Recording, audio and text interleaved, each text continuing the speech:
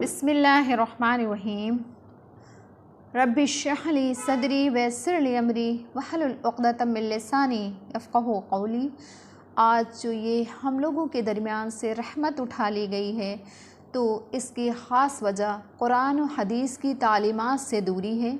कुरान हदीस को पसे पुश्त डाल दिया है, इसीलिए आज ये रहमतें हम लोगों से छीन ली गई हैं।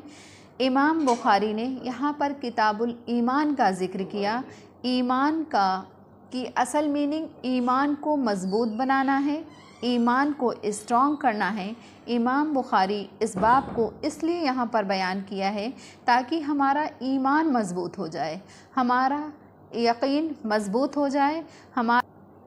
ये ईमान उस वक्त जितना ज़रूरी था, आज के दौर में उससे कहीं ज़्यादा ज़रूरी है, क्योंकि हम फितनों के दौर में जी रहे हैं।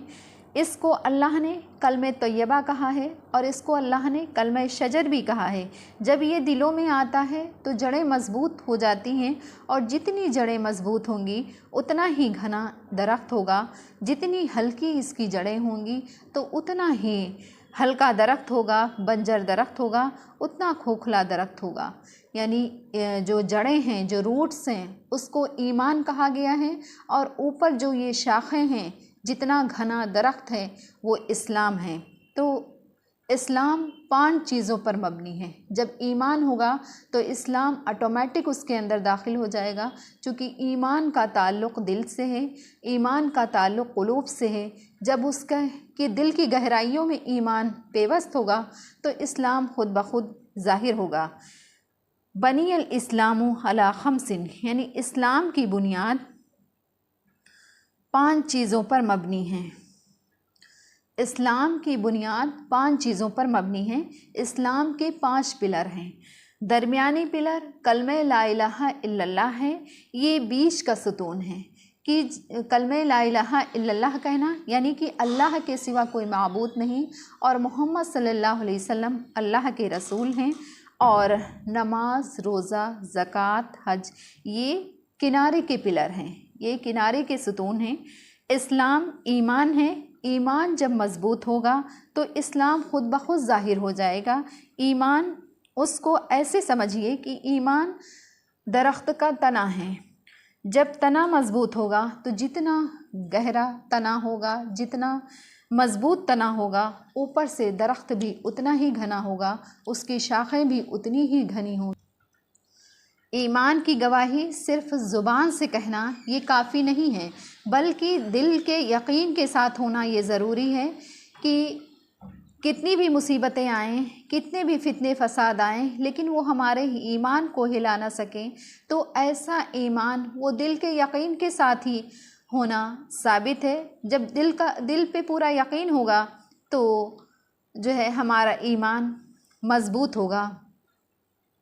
ईमान की गवाही सिर्फ ज़ुबान से कहना ये काफ़ी नहीं है कि ज़ुबान से कलमा पढ़ लिया, ज़ुबान से हम गवाही दे रहे हैं कि अल्लाह एक है और मोहम्मद सल्लल्लाहु अलैहि वसल्लम अल्लाह के रसूल हैं, लेकिन उसके साथ हम दूसरी लगवियात चीज़ें कर रहे हैं, कुफ्र शिर्क कर रहे हैं, बिदअत कर रहे हैं, दूसरी दीन और शरीयत के ख़िलाफ़ तमाम मामूलात कर रहे हैं।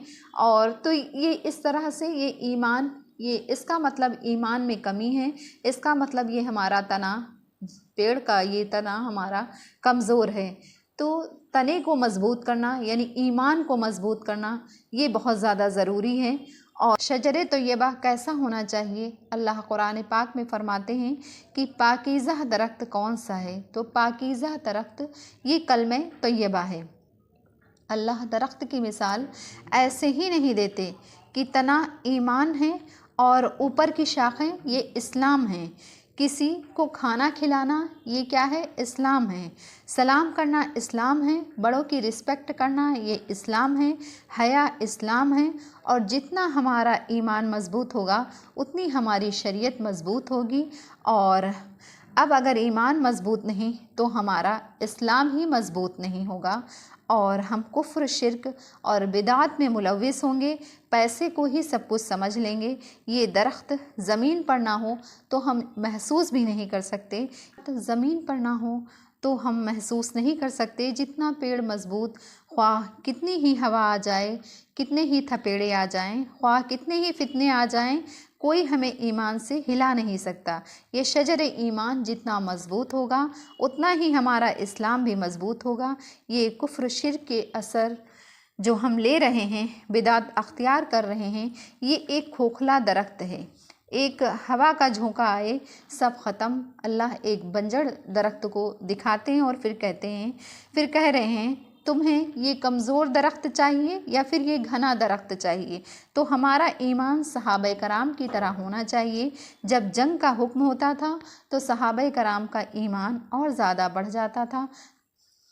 اگر ہم خوب عمل کر رہے ہیں لیکن ہمارے اندر ایمان ہی نہیں ہے تو ایمان کے بغیر سب عمل بیکار ہیں۔